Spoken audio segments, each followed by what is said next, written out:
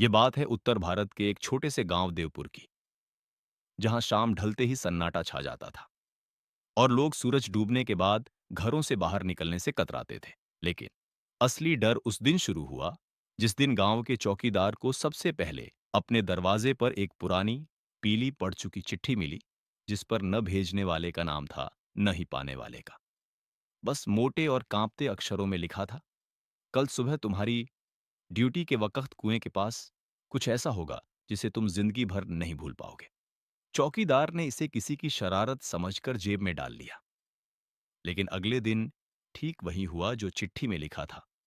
कुएं से एक पुराना कंकाल निकल आया और पूरे गांव में सनसनी फैल गई। इसके बाद हर अमावस्या की रात किसी न किसी घर के बाहर ऐसी ही चिट्ठी मिलने लगी। कभी किसी की बीमारी का जिक्र, कभी आग लगने की बात, कभी किसी की मौत की चेतावनी। और डर की बात यह थी कि हर चिट्ठी में लिखी बातें सच साबित होती जा रही थीं। गांव के लोग पहले आपस में शक करने लगे, फिर एक दूसरे से डरने लगे। और इसी बीच कहानी में आता है रमेश, एक पढ़ा लिखा लेकिन बेरोजगार युवक, जो इन चिट्ठियों के पीछे की सच्चाई जानने की ठान लेता है। रमेश को पता चलता है कि हर चिट्ठी लिखे जाने से पहले गांव का एक बूढ़ा व्यक्ति, जिसे लोग बस बाबा कहते थे, उसी घर के आसपास देखा गया था। बाबा सालों से गांव में रहता था, बहुत कम बोलता था और अक्सर पुराने कुएं के पास बैठा रहता था। रमेश जब बाबा से बात करने जाता है तो बाबा सिर्फ इतना कहता है, जो लिखा है वो होना तय है। ये बात रमेश को और परेशान कर देती है।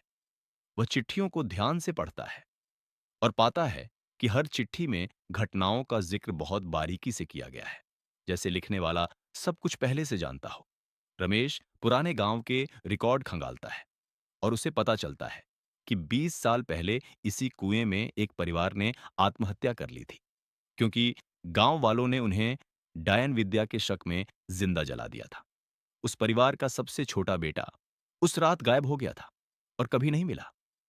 रमेश को शक होता है कि कहीं वही लड़का तो ये सब नहीं कर रहा, लेकिन बाबा की उम्र उस लड़के से मेल नहीं खाती। तभी एक रात रमेश को भी अपने दरवाजे पर चिट्ठी मिलती है। उसमें लिखा होता है, सच्चाई के बहुत करीब हो, लेकिन अगर आगे बढ़े तो अंजाम भुगतना पड़ेगा। रमेश डरता नहीं, बल्कि और गहराई में जाने लगता है। वह अमावस्या की रात कुएं के पास छिपकर बैठ जाता है। आधी रात को वह देखता है कि बाबा धीरे धीरे कुएं के पास आता है। हाथ में लालटेन होती है और वह कुएं में झांककर कुछ बुदबुदाता है। तभी कुएं के अंदर से कई आवाजें आती हैं, जैसे कोई रो रहा हो, कोई गुस्से में चिल्ला रहा हो। रमेश डर के बावजूद सब कुछ रिकॉर्ड करता है। अगले दिन वह बाबा से सामना करता है और बाबा टूट जाता है। बाबा बताता है कि वह उसी परिवार का छोटा बेटा है, जिसे मरा समझ लिया गया था। असल में वह जिंदा था और गांव छोड़कर चला गया था, लेकिन उसके माँ बाप और बहन को कुएं में मार दिया गया था। बाबा ने सालों तक इंतजार किया, वापस लौटा और गांव वालों को उनके कर्मों की सजा देने लगा।